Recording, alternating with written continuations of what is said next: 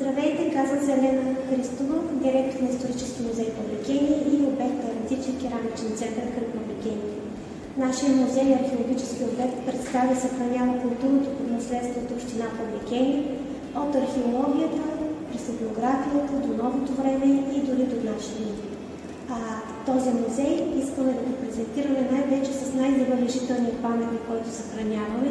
Това е вечният календар на отец Матей Преображенски, единственият стенописен фрагмент, останал от Миткалов. Когато се роди идеята за изготвяне на специално приложение, направихме доста обстойно маркетингово проучване в интернет и сайтът на фирмата най-много ни допадна впечатление като изработка, като отговор на въпросите, които търсихме. Портфолиото на фирмата също беше впечатляващо, а после се оказа, че и изпълнението беше на много добро. Направихме мобилно приложение, което вече е инсталирано на таблети в историческата експозиция, с помощта на което всеки посетител вече може да се запознае с допълнителна информация за нашите отдели, под форма на видео, снимки и допълнителен текст.